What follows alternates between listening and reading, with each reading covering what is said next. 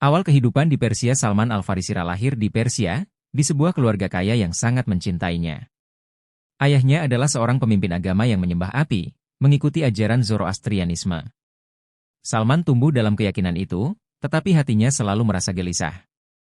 Meski dia setia membantu ayahnya menjaga api suci, hatinya merindukan sesuatu yang lebih besar dari sekadar menyembah api. Aku tahu bahwa api itu hanya benda mati.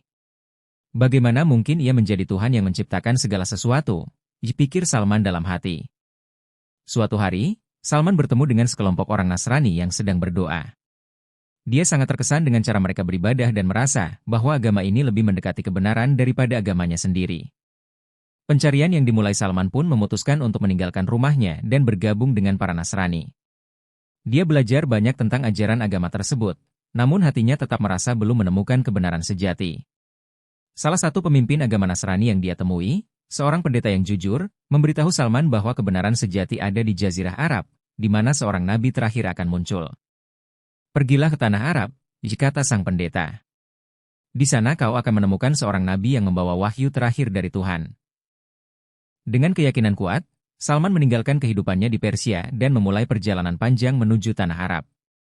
Dia melewati gurun panas, hutan lebat, dan bertahan dari berbagai kesulitan. Namun, selama perjalanan, dia tertangkap dan dijual sebagai budak kepada seorang Yahudi yang tinggal di Madinah. Bertemu dengan Nabi Muhammad SAW meski menjadi budak, Salman tetap tidak berhenti mencari Nabi yang dijanjikan. Di Madinah, dia mendengar kabar tentang seorang pria bernama Muhammad SAW yang mengaku sebagai utusan Allah.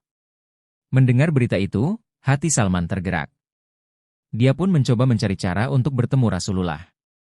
Salman membawa beberapa kurma yang dikumpulkannya dari kebun tuannya, lalu mendatangi Rasulullah SAW.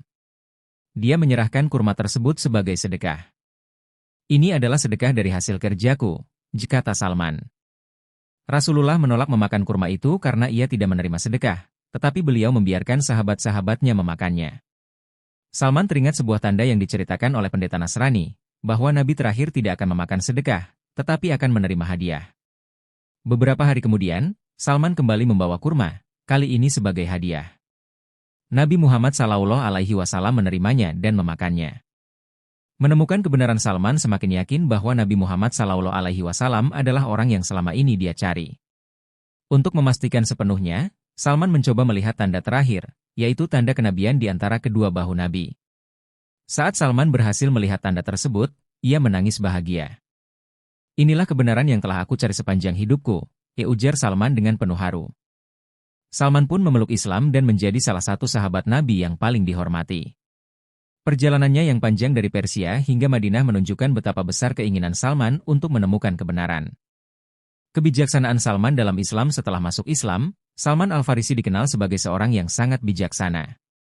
Ketika terjadi Perang Khandaq, Salman memberikan ide kepada Nabi Muhammad SAW untuk menggali parit di sekitar Madinah sebagai strategi pertahanan. Ide ini, yang terinspirasi dari strategi Perang Persia, berhasil menyelamatkan kota Madinah dari serangan musuh. Nabi Muhammad SAW sangat menghormati Salman dan memujinya sebagai bagian dari keluarganya. Salman pun selalu dikenang sebagai seorang sahabat yang menunjukkan bahwa pencarian kebenaran harus dilakukan dengan penuh ketekunan dan pengorbanan. Pesan moral dari kisah Salman Al-Farisi.